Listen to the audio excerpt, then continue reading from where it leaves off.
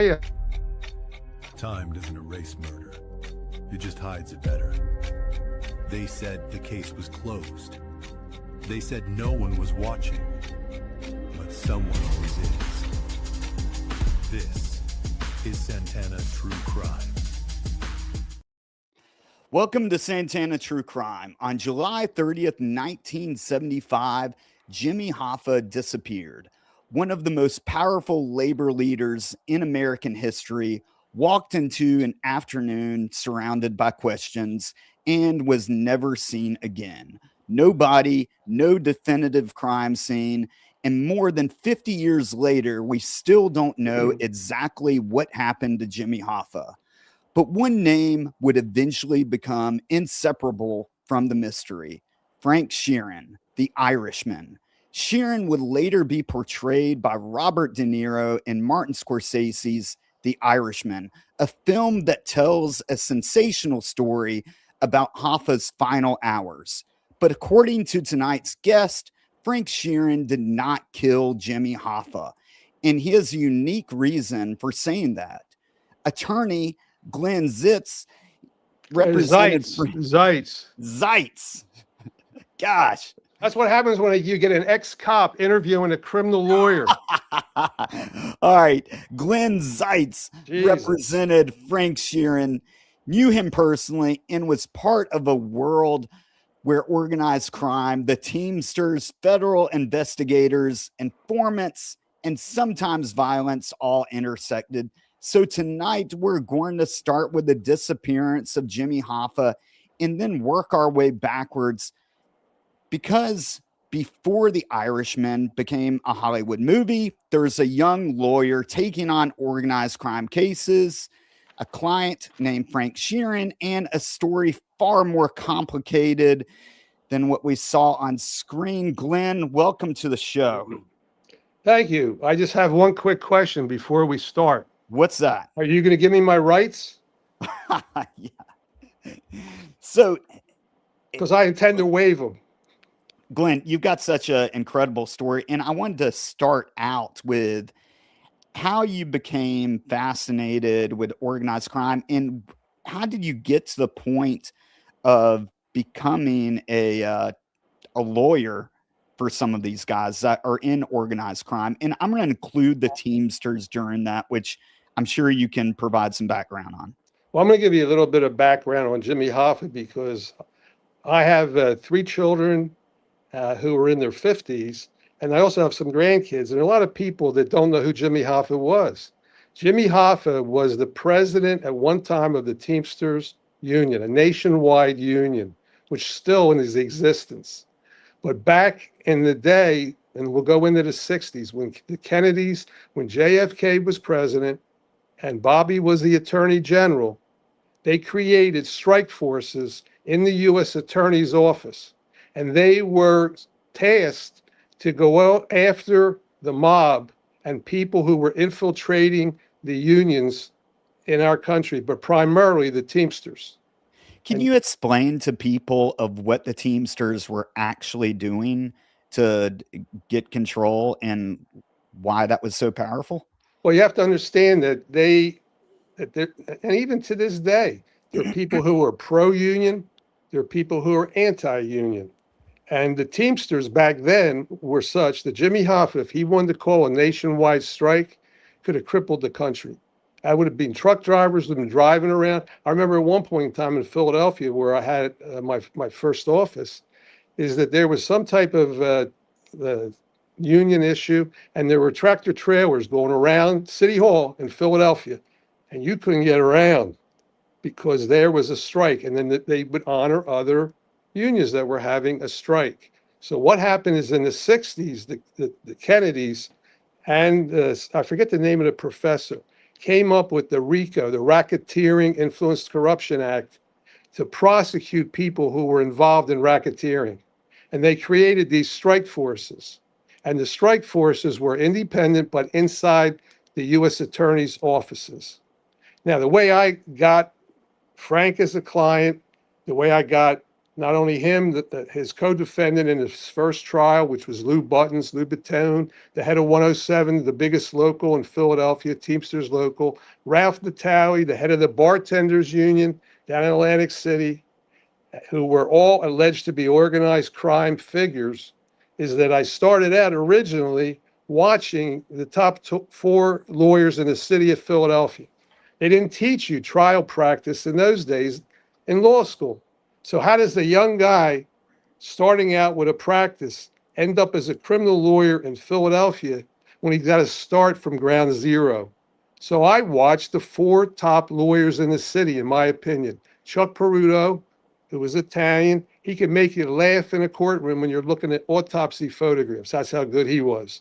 There was Bobby Simone, who almost represented exclusively the mob.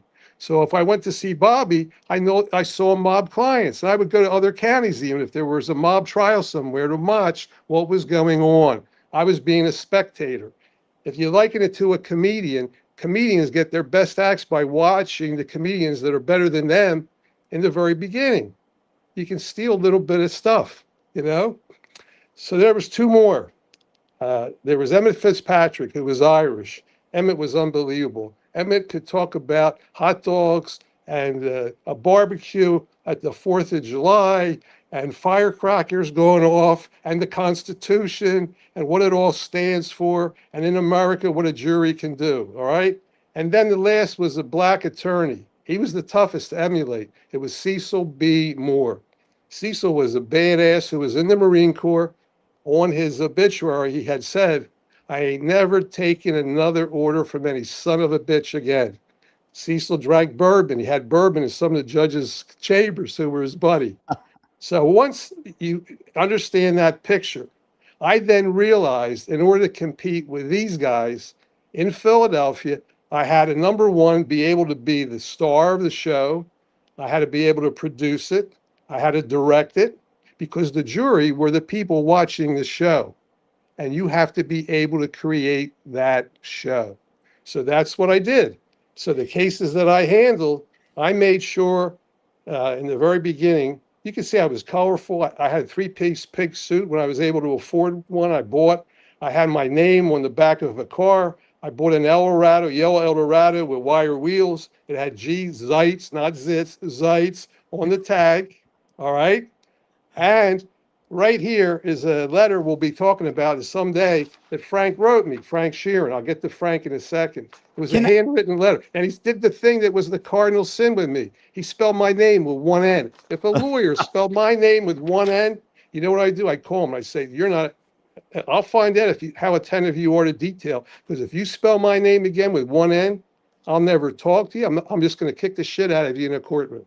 So basically, that's where we are. And now I'm going to explain I'll answer your questions and explain to them what the background is for all this. Well, before we get to that, I think I wanted to point out something. You're talking about these kind of flamboyant suits and the fancy cars. Today, I can only afford one. Well, not only that, but like today, the mob is more underground. And I'm guessing that's probably because of everything that happened during like the John Gotti era and Sammy the Bull Gravano when he finally came out and started essentially ratting on everyone. And so you don't see them in the public. I think from my perspective, the last person in the mob that had a really celebrity status was John Gotti. And so during this time that we're talking about, especially in like the 70s, were these looked upon as almost like local heroes in the area, or how did the public perceive the mob during that time? Well, you have to understand something. I'm very familiar with Gotti because his lawyer, Bruce Cutler, and I, we did a seminar together on high-profile cases. But these were the people that I represented back then. They were far bigger than anybody you could imagine. The best way I'm going to get to it later on in this show is when I talk about the plea agreement of Charlie Allen, who was a mafia killer and worked for different members of the mob. I'm going to talk about the hierarchy in the mob and how it's arranged. So, for example, when there's an indictment, The very first name at the top is whoever it is at the highest level. I have a plea agreement right here with a federally protected witness who was far more important to the government back then than Sammy the Bull Gravano, who they were able to finally get to cooperate and break into the way in which the mafia operates. And there's a plea agreement, which I'll get to in this podcast, which discusses in the hierarchy of that and how they used him to infiltrate the mafia and had him eventually testify in front of the United States Senate. And I attended 2 hearings in front of the U.S. Senate investigating this infiltration of the mob and how the mob is structured. So this podcast is going to include me discussing names, me discussing the hierarchy, and Frank Sheeran was way up towards the hit parade. If you had to have a batting order, like this was a baseball game, all right?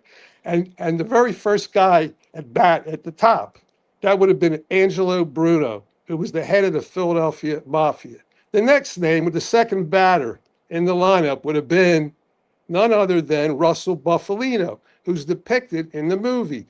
Bruno couldn't be depicted because he ended up getting killed with a shotgun blast that took off most of his head. And this podcast is going to discuss that, because when I started representing these guys, I was in the middle of that. I was in the middle also of a mob war in Philadelphia because Angelo Bruno was killed, and he was killed approximately 7 or 8 days before the case I had to try, which was Lou Button's Baton, the head of the Teamsters 107. And I asked for a postponement that just said, no, you're going to be able to do the following. You're going to be able to voir dire, question the jurors, and then we're going to put them in a hotel. So I was in the middle of that, and that's what this podcast is going to include. So let's get to when you met Frank. You've talked about how this is a space that you want to get into as a lawyer. And do you want to give us some background of what Frank was doing during that time that you met him, and how that interaction happened? Let me give you some background about what happened. The Teamsters Local 107 eventually spun off, and Frank left and went to Wilmington, Delaware. And he became the head of the only Teamsters local in the state of Delaware. I think it was 328 was the number. So he was the president of that local. The head of the 107 was Lou Buttons. Baton is his last name. Lou Baton and Buttons, that's all connected. You know, it's not like that's his stage name. Frank was not called the Irishman back then. He was first called the Irishman when that movie was made. And both I and the FBI and everybody else connected to Frank know that that wasn't what he was called. It wasn't called the Irishman. So when you talk about Frank on a tape, you're not going to talk about the Irishman. There's all kinds of mobsters that I'll be able to talk about that had nicknames when we get to that point. But Frank's situation was because of the Hoffa disappearance. The FBI was investigating it about 3 to 4 days after he disappeared because the local police had jurisdiction. Once the FBI took over, the very first thing they did is the following. They created the Hoffex memo. Now, you can't see the reading right now, but this memo, and I'm going to answer your question as follows, was dated January the 27th and the 28th of 1976. It was basically a situation where Hoffa had disappeared and the FBI immediately was going over a list of suspects. And they divided it in the following ways. Basically, they had them categorized as, I'm going to do that, and then I'll tell you where Frank is, so you can understand exactly where Frank fit in this whole thing, right in the very beginning. Because they're trying to find out why did he disappear, who was involved, what were their roles, and what they had to do to try to figure out a way to prosecute somebody. So the very first thing it says in this memo, which was classified, I got it early on because I was representing first Lou Buttons in his case, and he was a co-defendant in a racketeering indictment against Frank. And Frank went first. And after Frank was tried Then Angelo Bruno was killed and his head blown off, and then Lou was tried, and both of them were acquitted. Then Frank later was reindicted and hired me then. So I knew Frank from the very beginning. And I knew him because I walked into the courtroom and I met him in Philly because of the first trial, and I had to introduce myself. And Frank was huge. Frank, almost sitting down, was taller than me, standing up. And I was, at those days, I was about 5'11". Now I've shrunk a little bit. Okay. So here's what the FBI did. If this answers your question in the beginning, and what I'll be able to talk about with everybody and explain who they were, what their roles were. First, they had what they call cast of characters, family members, local suspects, and they list names. Then the FBI goes on, and they've got a bunch of other names, and these people were members of the Detroit La Cosa Nostra, which they use LCN in the documents that we can talk about later. So anytime I say LCN, I don't have to go through La Cosa Nostra. Then, after they do that, they have other important figures. They have identities of different people and all kinds of names that we're going to have to go through. And then they have, after that, they have the list, and it goes on to the very end of the different characters. And then they have content that's in here of what the theory was, what they believe was going on, what the motive was for the disappearance, etc. And I can answer that specifically if you want me to right now. Yeah, absolutely. Let's talk about what was going on before Jimmy Hoffa was killed. And what I'm referring to is, like, why did Jimmy Hoffa go to prison? And if you can talk about that, and then what happened when he got out of prison. All right. Well, what happened was Jimmy Hoffa was tried and convicted, and he was eventually sent to Lewisburg Penitentiary in Pennsylvania. Lewisburg Penitentiary in Pennsylvania is a maximum security prison. While in prison, there were a cast of characters that were doing time, which the movie depicts, and they depict Tony Provenzano, and they depict Jimmy Hoffa.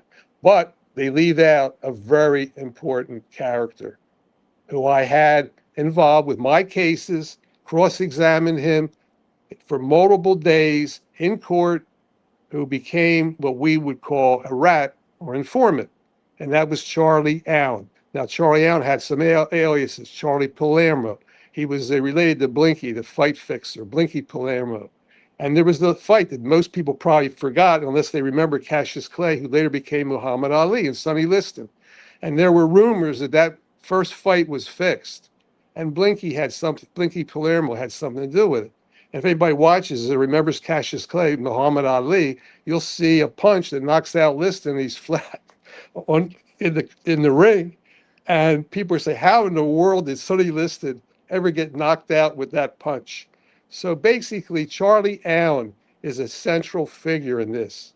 And he's not listed, but he becomes one when he starts infiltrating the mob and taping a lot of people, including my clients. I want to pause you right there, because I think that's very important for people to take into consideration, is that the mob is so powerful that heavyweight boxing, especially, was one of the biggest sports during that time. Yeah. And they are able to essentially think about the biggest pay-per-view, or I guess they don't even do pay-per-view now, streaming a UFC fight. If you were able to fix that, that is what the mob is doing during that time period.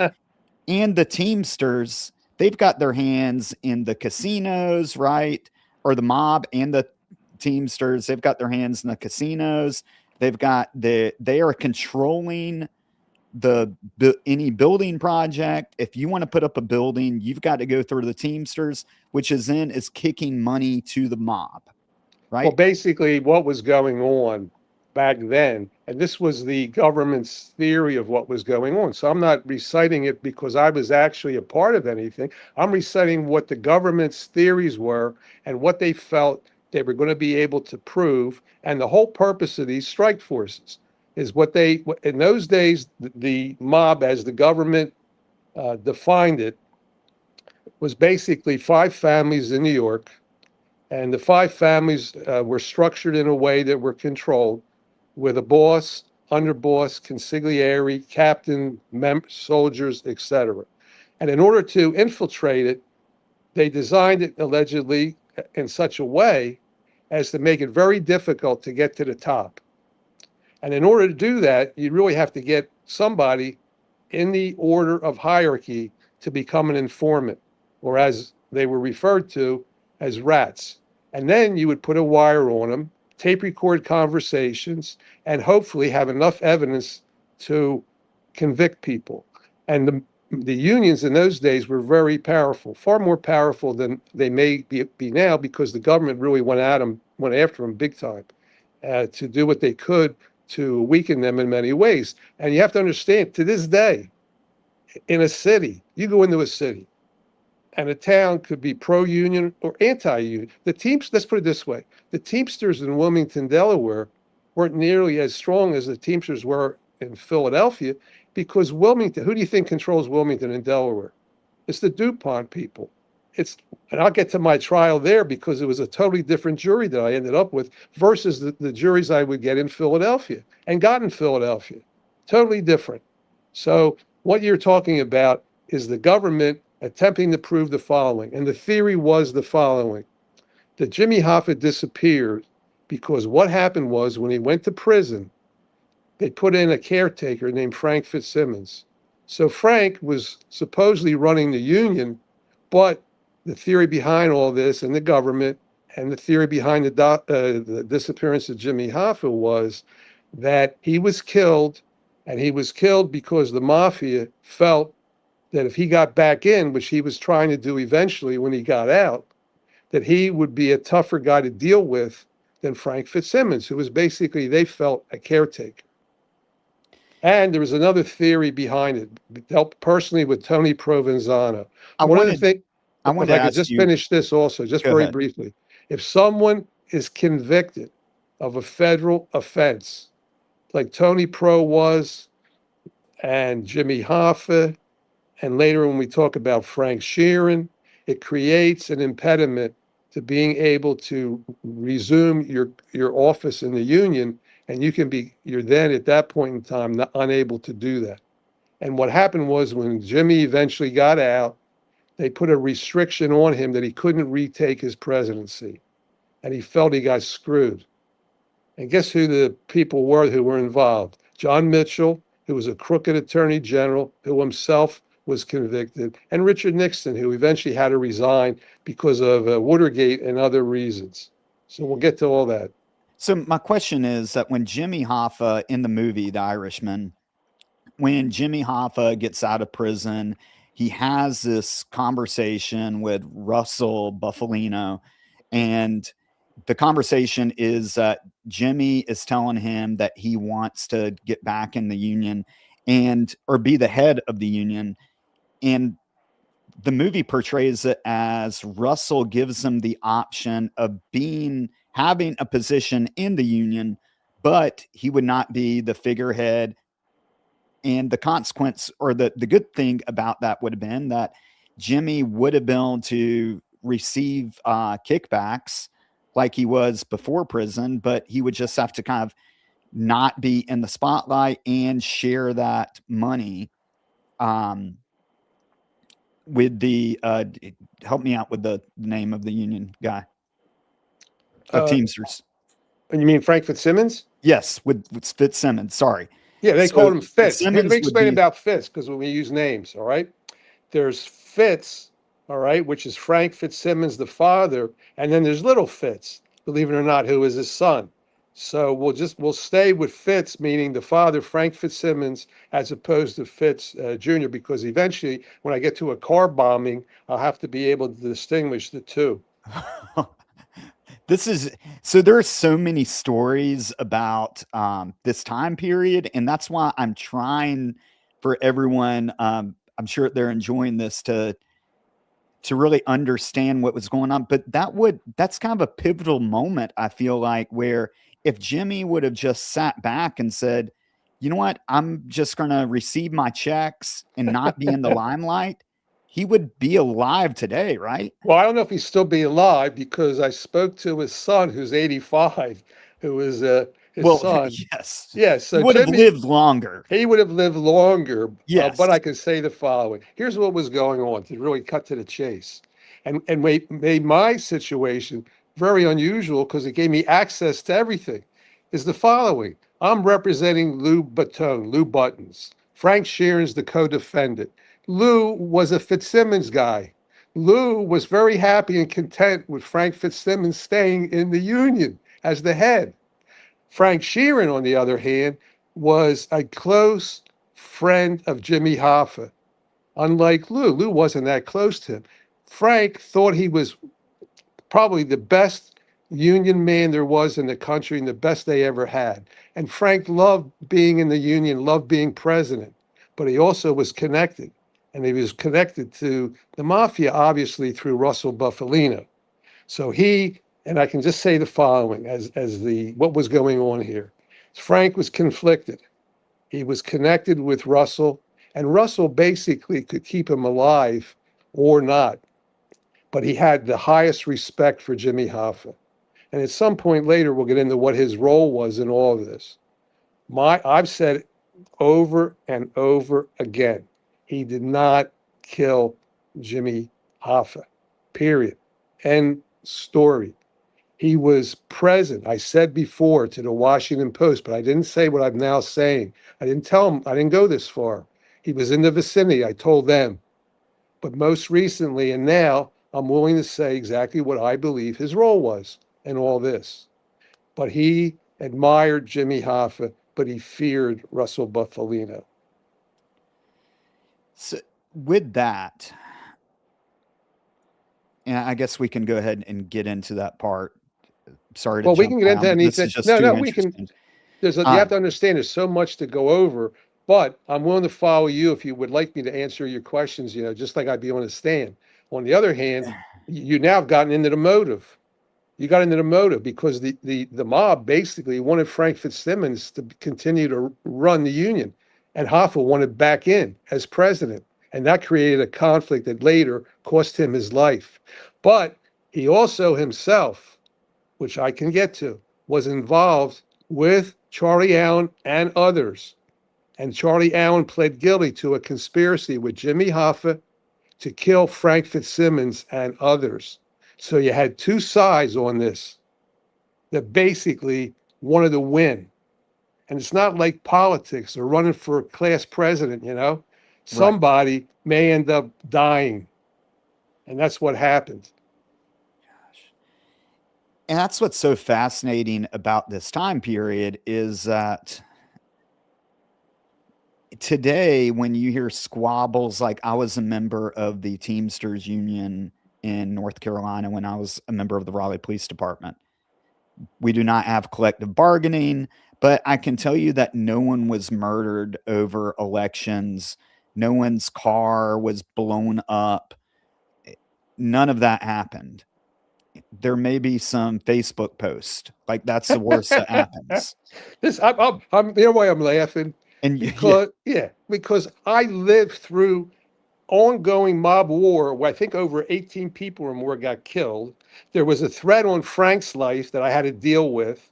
They came up with a new way to plant bombs other than ignition bombs. The code word for dynamite was the word candy that I can get into. No, this was not kids play. And when I would go out, Frank and I constantly met in restaurants. He only came to my office one time in 15 years.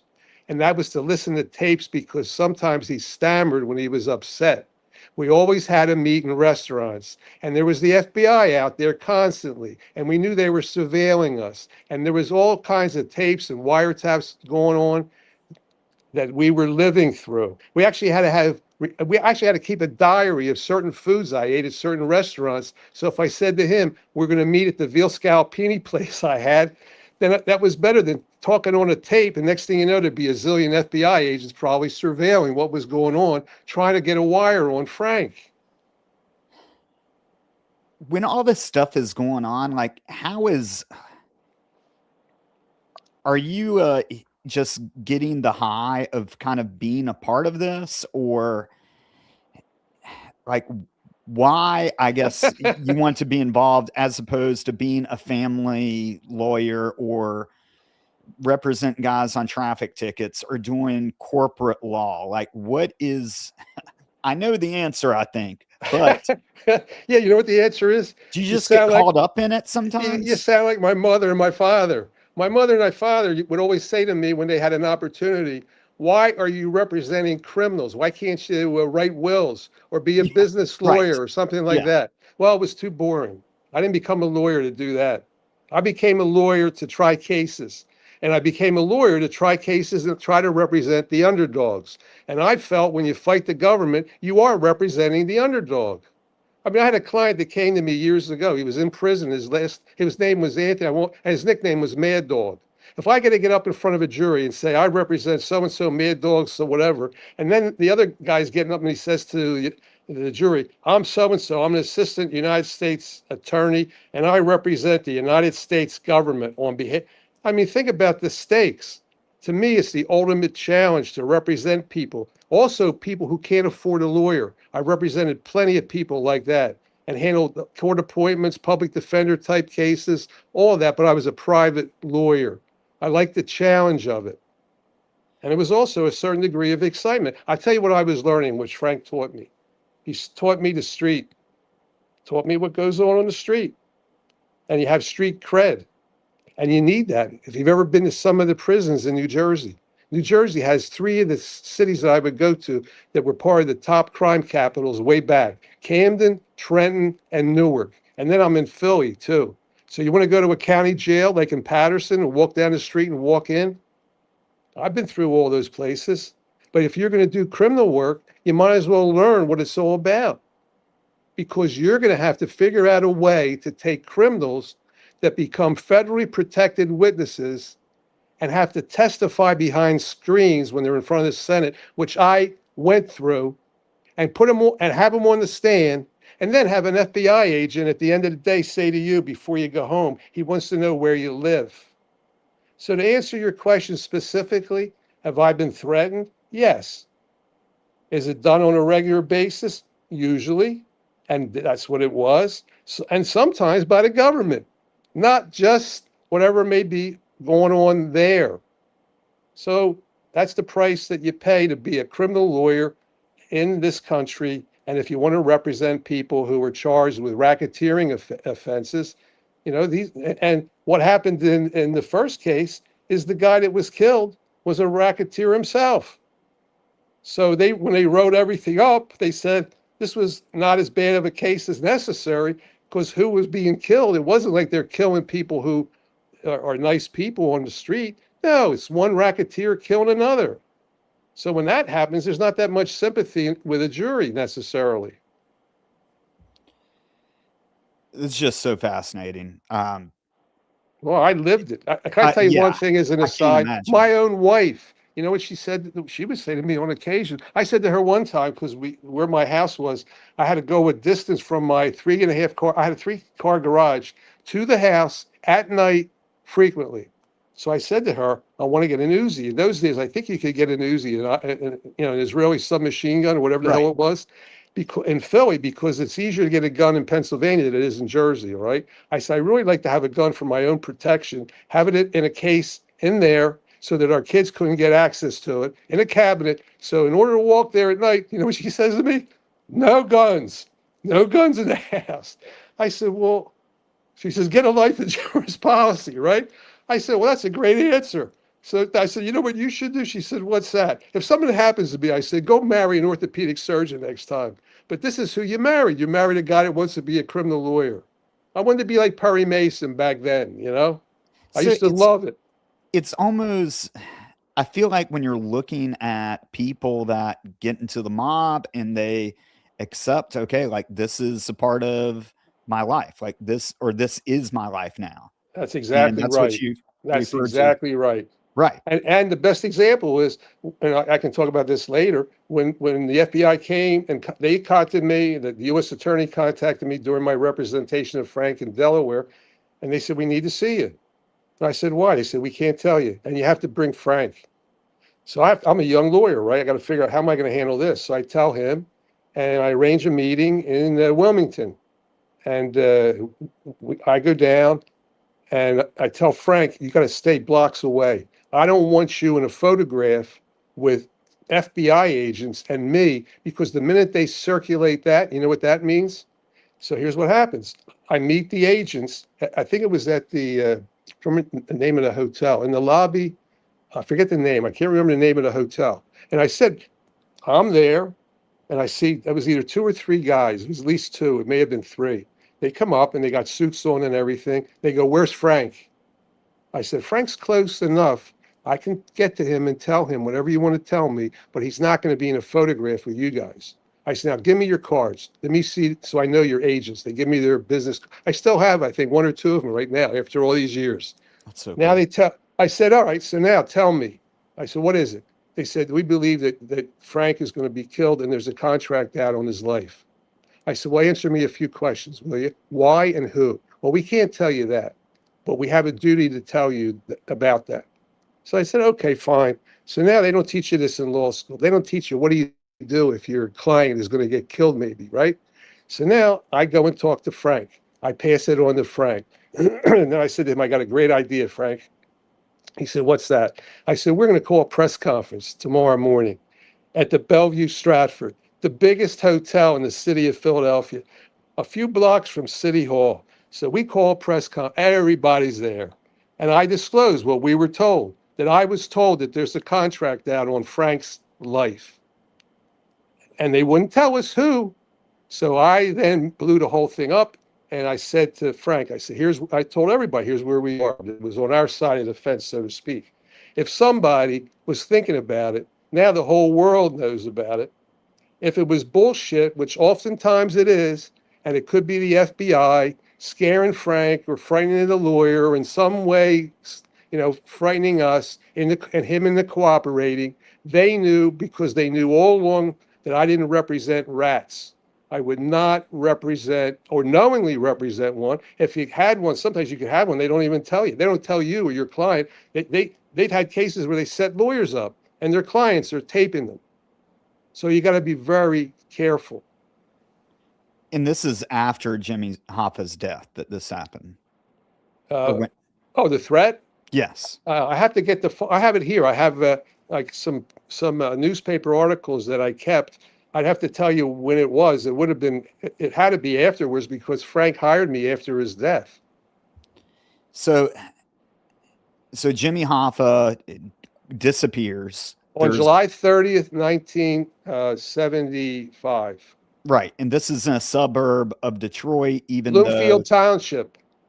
Yes. Even though there's a bunch of like wild stories about him being buried in a stadium, which from what I've heard, like wouldn't make logical sense. Like you're going to drive a body around for 12 hours. Like I'm sure he's probably near where he was killed. I watched and observed while all these digs were being done.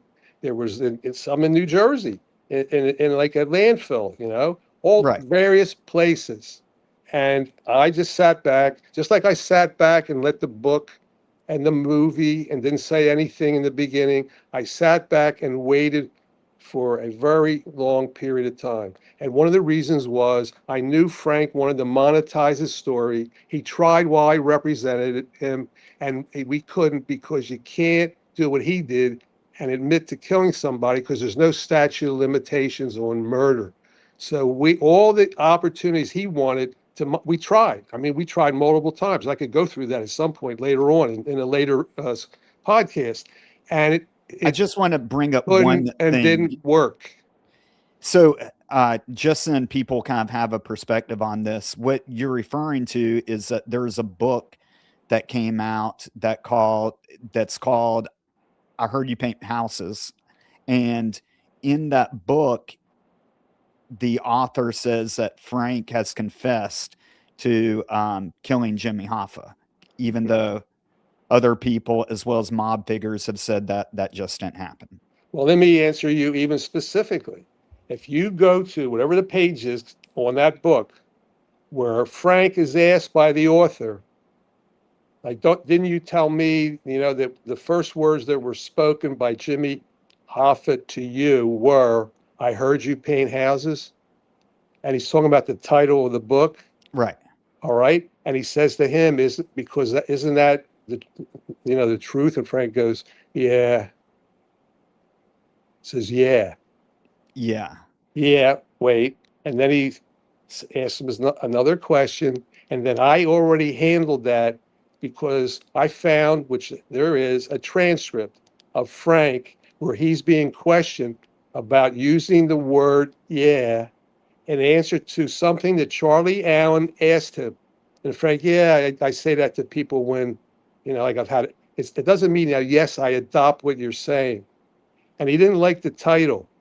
And the reason why I didn't like the title, because I know, and all the FBI agents that are anything about the mob, that no one says that painting a house is the equivalent of killing somebody. You hear the word clip, like somebody going to clip them. You're going to hear did some work or whacked them. Not, I heard you paint houses. And the answer was supposedly back then, well, that is because the paint is the blood. When you kill a guy in the house, that's the blood that's splattered. Well, guess what? Why in the world are you going to have blood splattering of any kind in the location where you kill somebody? And in a house, no less. You know what luminol is. I don't need to tell you. You're an Right. ex-cop, right? Luminol. Yeah, and how you can tell blood sprout. And there's experts on all that. No, if you're going to kill somebody, number one, you're right. You're not going to take the body and then take it on a tour. Someone was saying, well, it's a trophy for Tony Provenzano. Tony Provenzano was high up, but he wasn't at the highest level.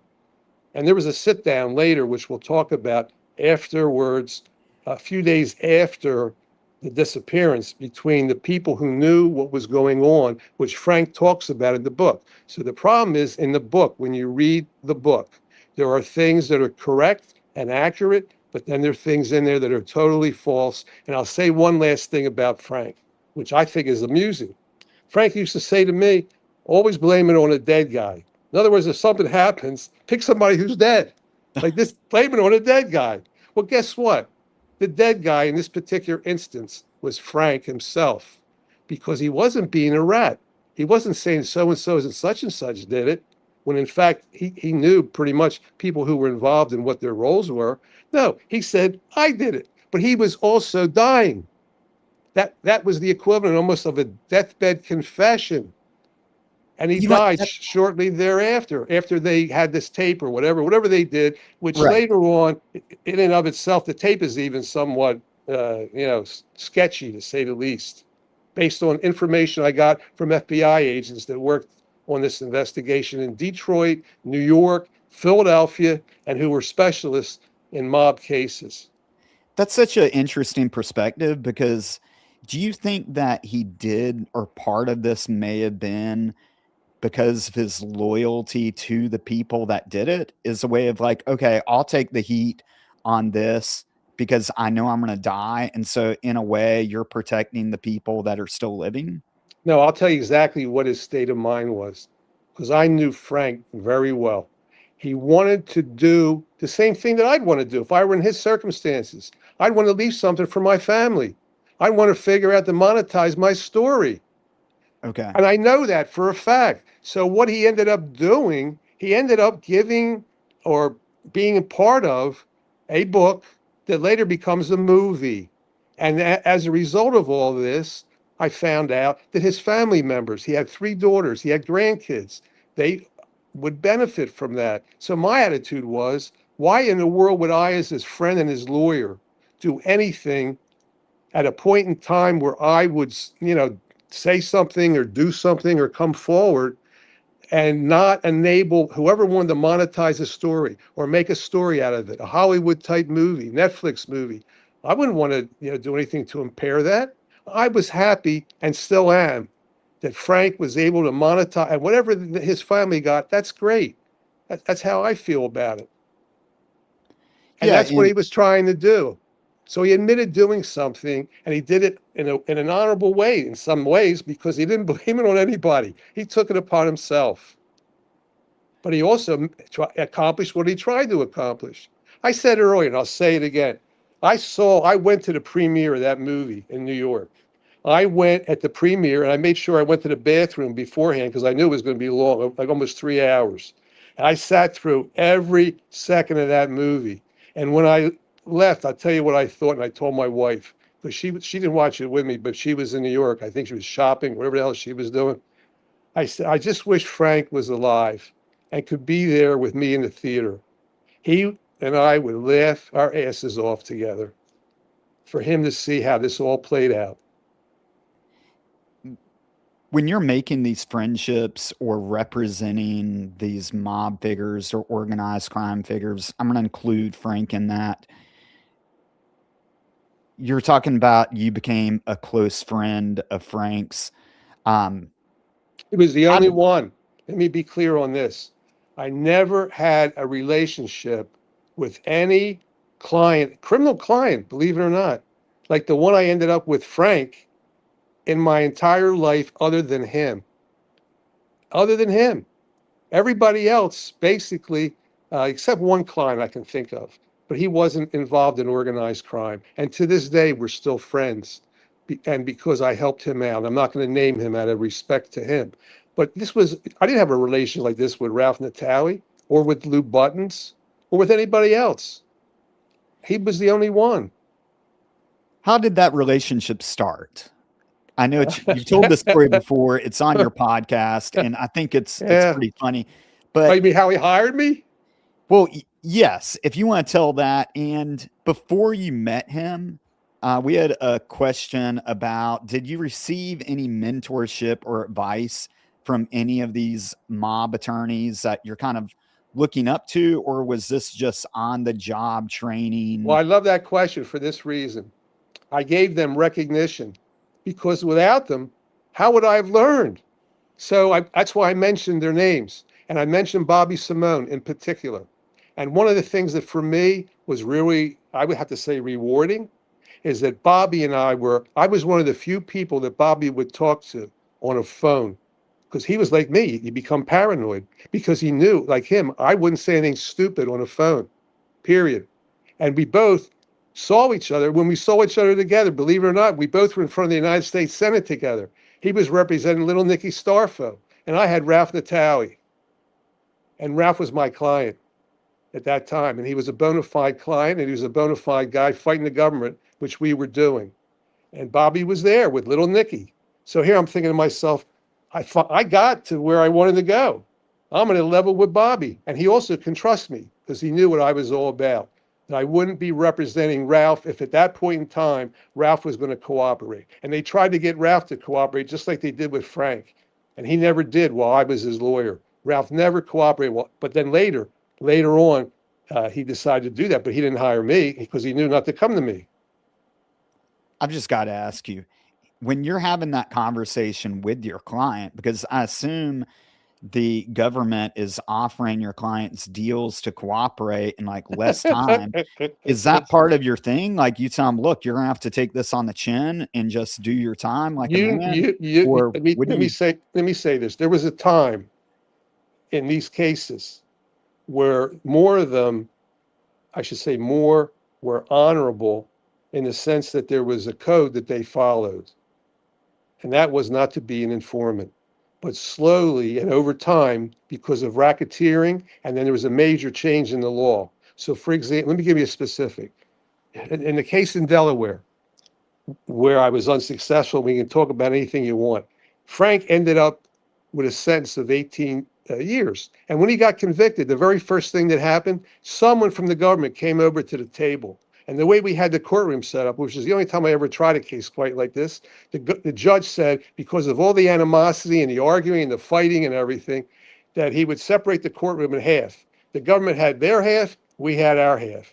Well, after Frank gets convicted, I have to try to get bail pending an appeal. I convinced the judge then that he would give him bail pending an appeal, and I filed an appeal on Frank, and I represented him, and even filed something in the Supreme Court as his lawyer and had him out on bail. But after the conviction, before I could even leave the courtroom, one of the agents comes over. I forget if it was a labor agent, the FBI, and he comes over to me and he says, Glenn, I want you to know something. If Frank cooperates right now, we can do all kinds of things and promises. If he doesn't, And he either said the train's leaving or the boat's gone or whatever it was, and it's not coming back. And I said, oh, really? I said, well, just hypothetically, suppose we leave, and then I call you or I call the U.S. attorney the following day, and I say, we've changed our mind. He said, oh, the boat can come back right away. So it's all total bullshit. And if you want to be part of bullshit and you want to have a guy that's going to cooperate, and he's going to get in the federal witness protection program, and he's going to get cash from the government, and he's going to go on the stand and tell the truth, when you know he's been perjuring, his whole life has been probably a life of perjury. You want to be part of that? I don't. I don't want to be part of that. And I have a lot to say about the federal witness protection program. And I think the most comical thing right now is the government going to Sammy the Bull Gravano as a character witness and to explain the mob situation against Comey, the former head of the FBI. So that's how bad things have deteriorated. You're going to go to Sammy the Bull to say that the little shells that were on the beach was Comey's way of threatening Donald J. Trump. Cut me a break. Oh my You're going to God. go to the Bull. Do you know, let me tell you something, because I'm going to roll right now. And if you want to stop me, you can. No, keep on There going. was a time I had a case, a death penalty case in Pennsylvania, at the same time as I had one in New Jersey, representing a guy named Jay Smith. He was the public enemy number one. He was a former school principal. There was a body found, Susan Reiner. It was the Susan Reiner murder case that spawned the book by Joe Wambaugh, Echoes in the Darkness. Jay Smith became a jailhouse lawyer. And I told Jay, and I had a letter, not to discuss the case with anybody.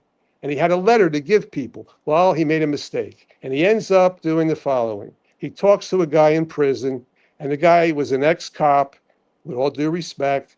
He knows his way around. He was doing time for burglaries and also perjuries. And in those days, if you were convicted of perjury, you were an incompetent witness. You could not testify in court. There was a statute in Pennsylvania. Guess what happened in that case? Jay Smith becomes a jailhouse lawyer. He helps a guy named Raymond Martre, is the name of the ex-cop. He helps write a brief. He actually gets Martre's conviction overturned on appeal in front of the Superior Court in Pennsylvania. All right? Here's what happens. He tapes Martre, the ex-cop, ends up taping my client, Jay Smith, the guy who was written the brief for him, and he's a convicted felon, right, of perjury. Guess what happens now, miraculously? The perjury conviction gets overturned in the appellate court, but the burglary remains. He has now become a competent witness and is one of the star witnesses against Jay Smith in his death penalty case. Now, I didn't end up trying that case because he didn't have money to hire me. He hired another lawyer. But I had his preliminary hearing, and all that came out because you have a preliminary hearing in Pennsylvania where you get all kinds of nice discovery. So now in Pennsylvania, I think they changed that statute. If I tell you how many times people who were former mobsters go in and cooperate, raise their right hand, and they say, do you solemnly swear? And then when you cross-examine them and you say to them, isn't it true that you've lied multiple times in court, maybe hundreds? I got Charlie Allen to admit that, who you'll hear about later. And that becomes the case. Part of that with tapes. But then they love the tapes. And they play the tapes, and then you got to deal with the tapes. That's how it works. I've got to ask you, do you think that, so Sammy the Bull Gravano, who kind of more or less started this trend, I know you mentioned Charlie No, he Allen. didn't start it. Let me tell you where it began years ago, because this is ancient history, before you were probably even born. It was with Joe Valachi. Joe Okay. Valachi, remember, becomes a witness. And there's a movie, one of the movies, I guess Godfather movies, where somebody comes in and because someone's cooperating, and then all of a sudden a relative appears, and the guy all of a sudden changes his whole tune because he doesn't want his relative to get killed over in Italy. Okay. There's a difference between a made man and a man who's not made. All right? Let me tell you one quick thing. Okay. Frank Sheeran could never be a made man because he didn't have an Italian heritage. He was not a made man. Ralph Natali. Now, I'm not going to talk about Lou because Lou, in my opinion, got caught up in all this, and he led a law-abiding life. I was shocked about the evidence against Lou. Well, And let's back up a second because there's a lot of names that are flying around, and I want people to get some well, the three perspective. names I just came up with are former clients of mine: Ralph Natale, the head of the union, the bartenders and waitresses union in Atlantic City; Lou Batone, who was the head of 107, the local in Philadelphia; and then Sheeran, who was the head and president of the union, the only Teamsters union in Wilmington, Delaware. Those three, they're former clients. Okay. And like we were saying before, when you started to represent Frank, can you tell a story Oh about? yeah, how I met him? Yes. Yeah, it was wonderful. I'll tell you what happened. I said to my wife, I said, I'm going to meet Frank Sheeran. Now, I had already, don't forget, represented Lou Batone. So I knew who Frank was because we met in the courtroom when he was represented by Emmett Fitzpatrick. One of my silent mentors was Emmett, who I basically, if I saw Emmett somewhere, I'd want to watch him, just watch him in action. He was really great. So anyway, I tell her I'm meeting Frank at the rickshaw. It was a known hangout. In those days, there was a Latin casino. It was not Cherry Hill, which it is now. It was Delaware Township, later became Cherry Hill, New Jersey. There was a Latin casino, which had big shows, Frank Sinatra, et cetera, and the rickshaw, which was pretty much in those days a mobbed up place. And it was a place you could stay overnight. And some of the people who performed at the Latin casino stayed overnight. It was right there, right next door to the Latin casino. So anyway, Frank, I heard Frank was one hell of a drinker, and I knew all about that. He loved wine and everything. And I go to the rickshaw to meet him. I said to my wife, I said, we're gonna have I'm gonna have an interview, so to speak. And I go to the rickshaw. And there's this whole group of guys before you get to Frank. It was like walking through a picket line where the biggest, toughest looking guys are there, and you got to wade through. It was almost like a football game, and I had to go through defensive tackles and go, linemen and everything, right? Right. I start wading through, and some guy says to me, "Who are you?" I said, "I'm Glenn Zeitz. I'm here to see Frank." He says, "Stay where you are." He goes, and next thing you know, it's like, everything opens up. I get in, and there's Frank sitting at the bar. And I said before, him sitting, he was almost taller than me standing. And the first thing he does, I sit down. I'm right next to Frank, and he says, and he always called me Goomba, even though we weren't Italian. He goes, "Hey, Goomba, how you doing?" I said, "I'm okay, Frank." He says to me, very first words out of his mouth after that, he says, "Some guys like to drink, some guys like to eat pussy. What do you like to do?" I said, "Frank, I like to drink." So he says, "You're hired." And he gives me $10,000 in cash.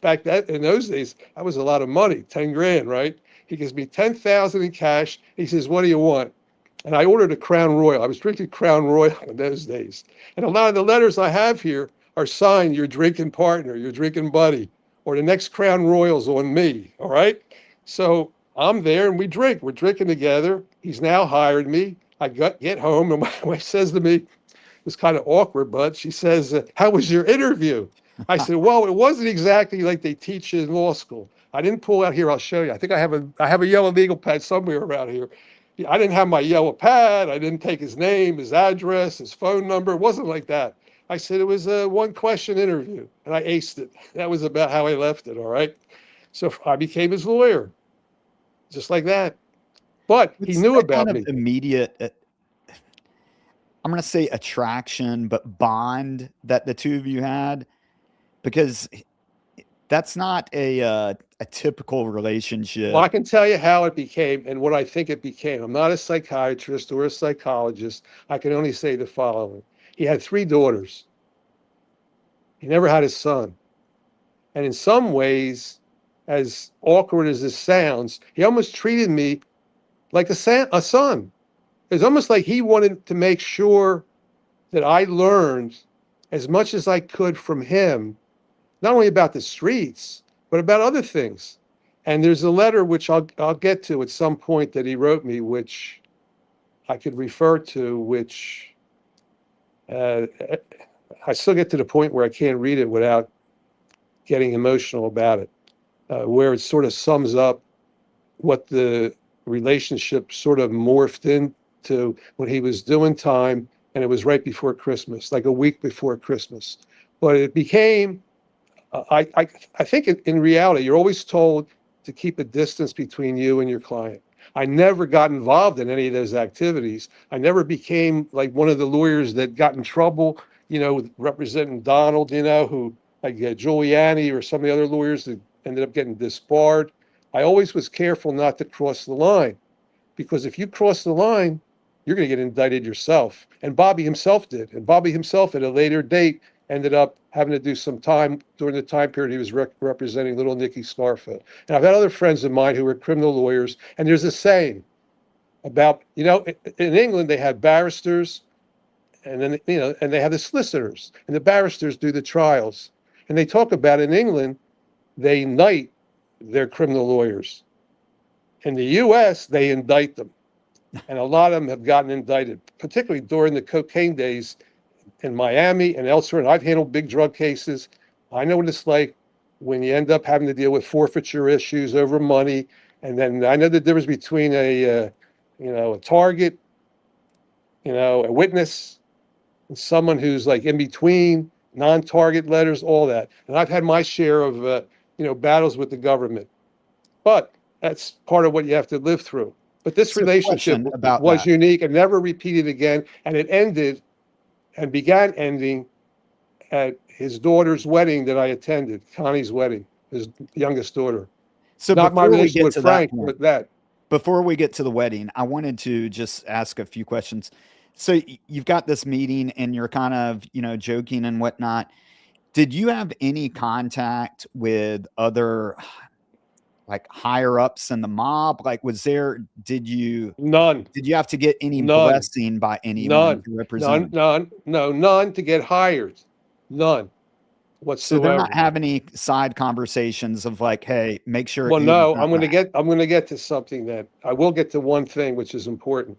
And that is before we went to trial in Frank's case, I had one meeting at a restaurant, the Messina Club. It's they call it a club, but if you're not wanted to get in, you're not getting in. So I had one meeting, where Russell Buffalino attended that meeting. And I can discuss that if you want me to. It was actually dinner. We had dinner. Is this club owned by the mob, I assume? No, it was owned by a guy his nickname was Tut. It was called the Messina Club. So when you say owned, to my knowledge, I don't know who exactly owned it because I never researched who owned it. Or maybe not owned, but controlled by the mob. Well, I can't even say that because I don't know as a fact. I just knew the following, that a lot that my clients went to and frequented it. It was mentioned in the government's case a few times, meetings that were had. There were people who went there. So in those days, it had a reputation that people felt safe, I guess, to be able to go there, have dinner, and meet. And that was a one-time meeting where Russell Buffalino was there. And I can discuss that with you if you'd like me to. Yeah, go ahead. Yeah, well, here's what happened. Frank, and this was, I have a date somewhere. It was somewhere before Frank's trial in Delaware was going to begin. So that would have meant that was like in October. So it had to be, I'm saying the end of August or September of that year. All right. Which I know I have a timeline here. Okay. And what happened was Frank told me that we're going to have a meeting at the Messina Club. And, I'd heard about that, obviously. And it was a private club. And he told me that Russell was going to be there and Charlie Gelso. Charlie Gelso was Russell Buffalino's attorney, longtime attorney. And at that time, Russell, is he essentially like the number 2 spot in the batting order as far as the mob in that area is concerned? Well, wait a minute. Let's put it this way. In the Philadelphia area, Angelo Bruno was number 1. He was, before he got killed, obviously. Russell Buffalino in his area was a number 1 in his area, a boss. He was that high. And that was in Wilkes-Barre, Scranton, a totally different geographical area. And if you've ever been there, you'll know, because I've been there in February with a case and client, and you freeze your ass off. It's really cold there. So he was up in Wilkes-Barre, Strand, but he also had his own restaurant called Vesuvius. That was in New York City. So Okay. Russell was respected all over. I would say that Angelo Bruno was respected, but his, if you want to call it territory, was the Philadelphia area. And what you have to understand is there's jurisdictional issues. So like Detroit, I'll get into it when we get to the area of what happened. There were people who were in Detroit that were members of LCN mentioned in the Hoffa's memo. Russell was not, that wasn't his geographical area. So if you understand jurisdiction, you go into somebody's area, then you have to be respectful of them. Okay, yeah, right. So essentially, But these Russell mob was well families. respected because he had been allegedly, based on the government's theories, involved for many, many years, and he was a well-known and respected person. So in his area, he had a lot of control over what was done, Okay. All which right. So also just so, included these different individuals. So you got to understand something. There gets a point in time where things sort of blur, and you need to. And it turns out there was a meeting shortly after the disappearance of Jimmy Hoffa, which we'll talk about, at Vesuvius restaurant between people to clear the air between Provenzano and Frank Sheeran. We'll get to that, but this is a separate meeting later.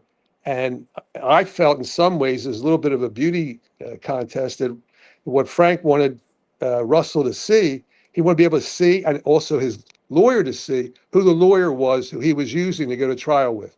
Because Frank made a mistake, and he mentioned Russell Buffalino in one of the tapes, but not using the name Buffalino, just saying Russ. And I had a court order before the trial that they weren't supposed to mention his last name, Buffalino. And I had an actual order, a protective order. They could say Russ, and then whatever they wanted to say, they could say whatever to make it say. But they eventually blurted it out anyway in the trial, so it came out anyway. So I knew Frank was concerned because of that. So, and I also knew that Frank probably felt that because of my age and everything, wasn't like I'm 50, 60 years old. He's got a lawyer in his 30s. right. And it was good because the way it was set up, I went to the restaurant and Frank gave me instructions, specific instructions. He said, number one, if you have like pasta, like spaghetti or angel hair or something like that, don't cut it with a knife. Make sure you twirl it. Okay. Then he says, Russell likes peas. Hopefully, if they serve peas, he'll be happy with his peas. So I got instructions. That was about it. But I was able to be myself. And what happened is we had this meeting. And you want me to tell you what happened? Some of what happened? I could do Yeah, that. absolutely. Let's go into it. All right. So I go to the meeting, and I've got Russell on one side, Charlie Gelso on the other, and Frank is across from me. And it's just the four of us in the whole restaurant. And the waiter comes over. He takes the order. We eat there. And Tut was there. He was behind the bar. As you walk in, Tut was there, and that was it. There wasn't anybody else in there.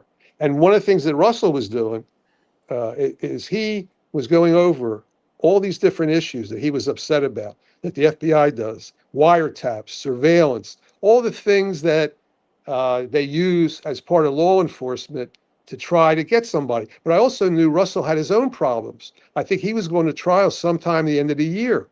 And he was out. He had got out of jail, I believe, sometime earlier in the year. And then he had another case that he was facing at the end of the year. So he himself had his own problems.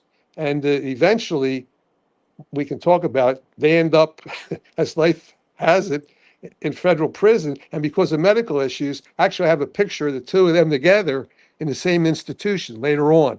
So that's how life plays out. But I didn't know any of that then. I just was myself. And I didn't have any problems answering his questions and all that. And we had a nice dinner. But they didn't discuss in my presence, we didn't discuss anything where somebody made a statement about, this or that. No, that wasn't the topic. It was mostly Frank listening, and he was different than his normal self. Because normally Frank would take over the room and run the show. Now, this was basically Russell and Frank being respectful of Russell, and then Charlie Gelso also talking to me. So I think looking back at it now through more experienced eyes, I think in a way it was almost like a test where I'm being tested by Russell and Charlie would ask me questions. I think they were, taking my temperature in some ways, but I And didn't you're in look your at that. 30s when this happened. Oh yeah, but see, you understand something. I had an advantage. I was prematurely gray, so I looked older. I looked maybe 10 years older because I got gray hair prematurely. And I have my own nickname. I didn't have a mob nickname, but people were nicknaming me the Gray Fox. Not a mob nickname. It wasn't a mob, but somehow the press or clients or whatever, because I had gray hair. So I didn't mind. I liked the idea I looked like 10 years older. I wanted to look like I was in my 40s. That was fine by me. So in the movie, they were talking about how at the sit downs, we'll call it, a lot of people will, or a lot of times they'll talk about more or less like random subjects at first.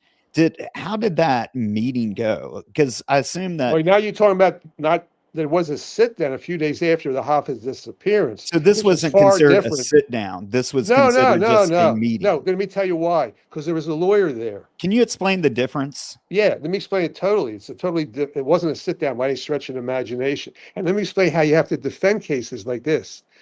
I'm going to use the example of the case I later ended up representing Frank on, all right?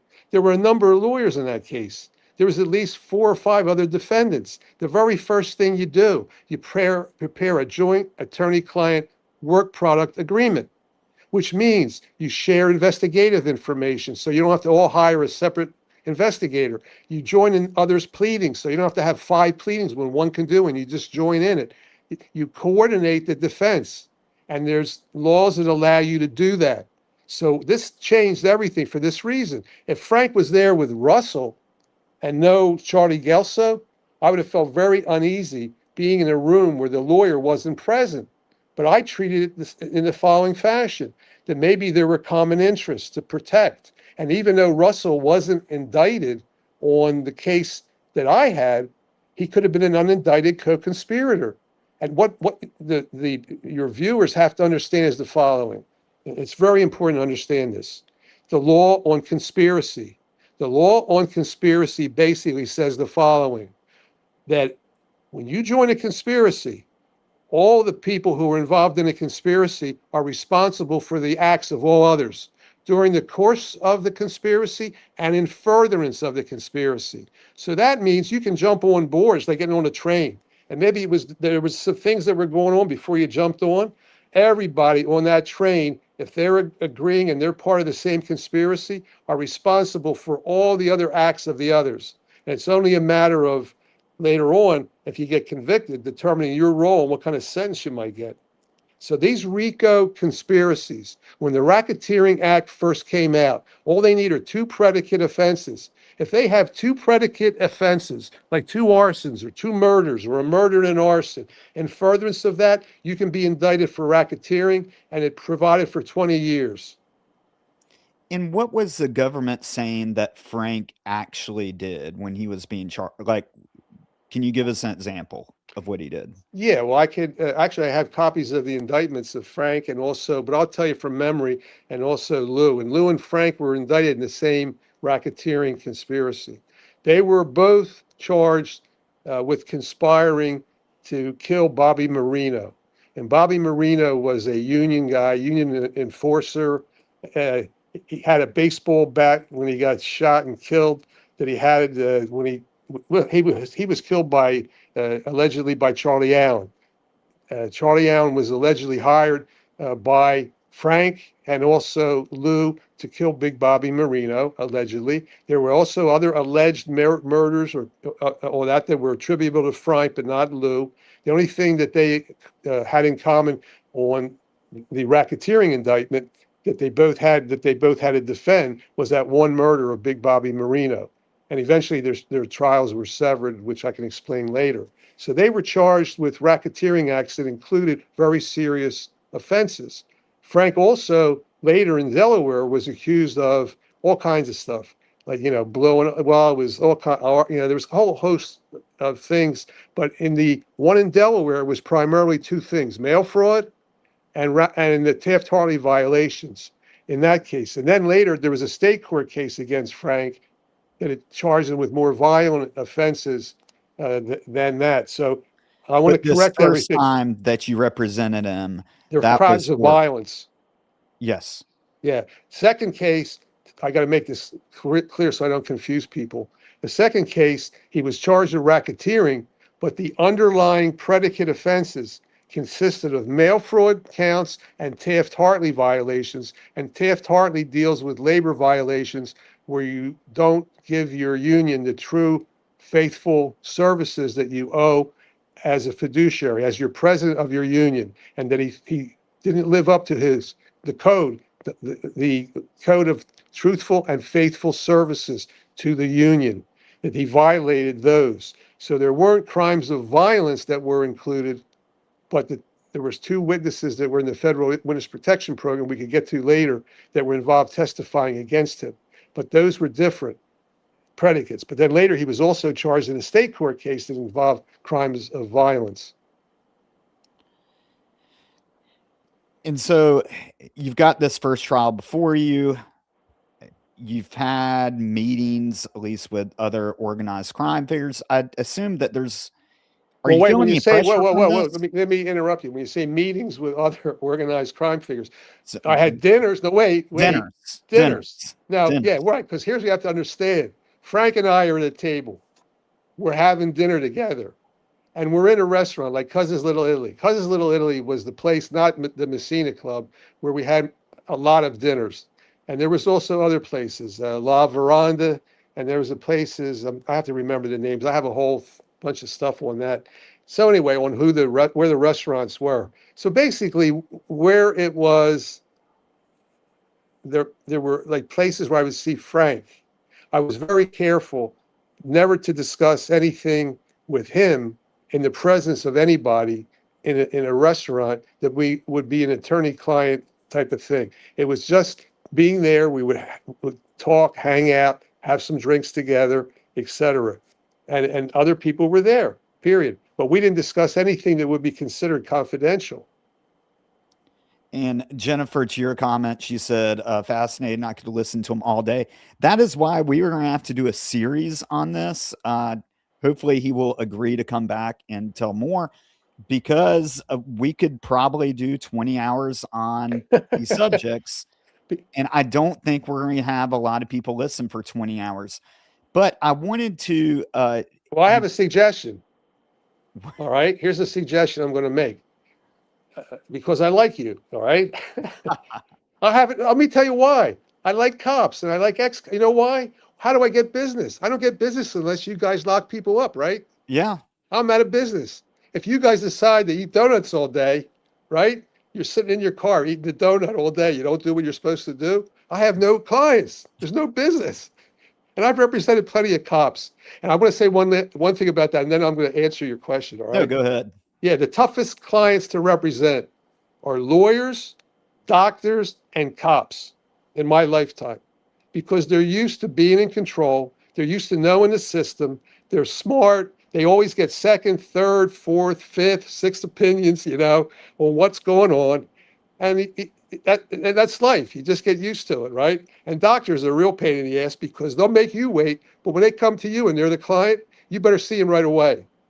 Otherwise, they get pissed off. So they could be, and there's two types of clients when they're doctors with their relationships. There's some that bring their wives in for everything because they want them to, the wives are fully invested. They lose their husband and he loses his license.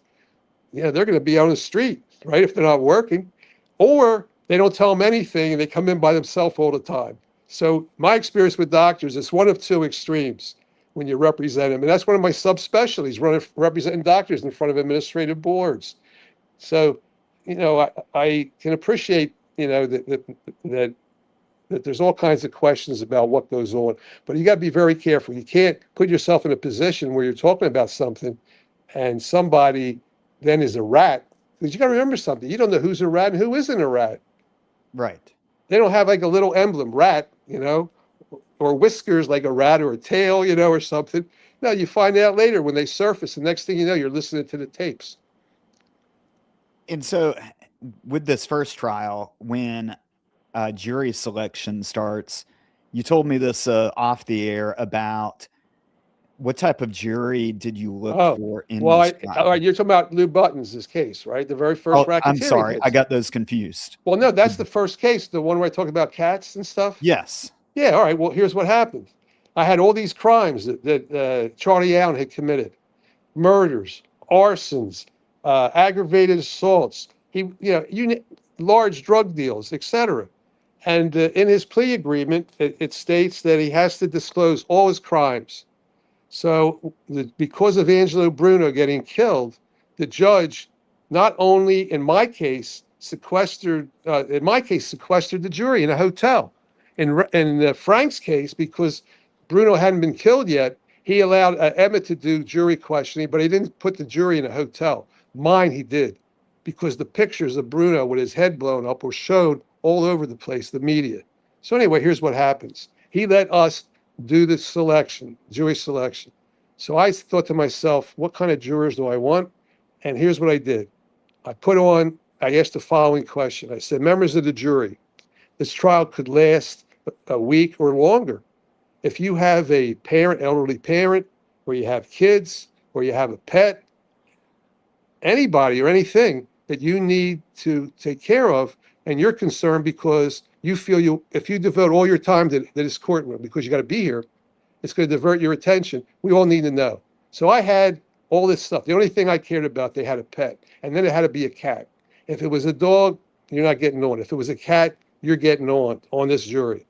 So I didn't tell the government any of this, obviously. So I had I know for sure, at least 2 people with cats, and I may have had one more. We actually had one person that said they had a pet rat. I couldn't believe it. I thought they were kidding or something, but here's what happens. I put whiskers next to who they were.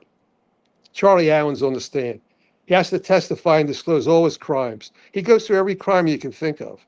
And I get him on cross-examination, and one of the things I wanted to do is establish he got a great deal. He got less than 7 years for everything, and he gets cash from the government, right? And he's he got a dishonorable discharge for the good of the service. I had all this stuff on him, but I wanted to get something else more powerful. So I started asking him questions. I said, during your entire time period, you made a lot of money, didn't you? Well, yes. I said, because you did all these crimes. I said, you got cash. I said, did you ever file a tax return like our jurors? Did you ever pay taxes? No, never paid any taxes. I said, oh, okay. I said, and do you have to file any amended returns or any kind of returns? Nope. I said, you get cash too, don't you, from the government? Is it every month or so? He gets that. He's in a federal program. They're taking care of him. They relocate him, the whole bit, right? So I said, so that means that you've now disclosed all the crimes. I now got the crime with the taxes and all that, right? He says, yes. I said, all right, well, isn't it true that for kicks and for $1, you give the kids $1 to bring you cats and you would burn them in an incinerator? And then he said something something along the lines, like it didn't fit into a crime or didn't fall, something to myself that, needs to be heard by this jury. And then when Lou took the stand in his own defense, he mentioned that about rumors about Allen burning cats. So he didn't consider that pretty much as a crime. So you had a whole jury of cat lovers. Not a whole jury. I had at least 1 or 2. Which is all you need, right? Well, not necessarily. Well, let's put it this way. I don't know about you, but who were they accused of killing? A mobster. Right. Big Bobby Marino, who was an enforcer, had a bat. When Charlie Allen, if he came in like he said he did, he had 2 guns, a 22 and a 38. And it took 2 guns, according to Allen, to kill him, and he didn't have an accomplice. I thought he had an accomplice, and that was part of my argument in defense when I handled the tape that said, remember when we killed Big Bobby? And Lou said, yeah, like Frank, yeah, I hear you, right? Frank does the same thing. That's how these guys are. So it wasn't like, yes, I agree. I adopt what you're saying is the truth. It's not something like that. So anyway, I had to diffuse that, but I also felt not only that it was good to have people that would lie, perjure themselves, be government witness, and now all of a sudden you got to believe what comes out of their mouth. And when they put their hand on the Bible, they're like you. They're testifying because they honestly are telling the truth. Anybody believes that, believes in the Easter Bunny. All right. Well, I think we're actually at a good stopping point. I hate to do this to you, but let's next Don't time. apologize. You're an ex-cop.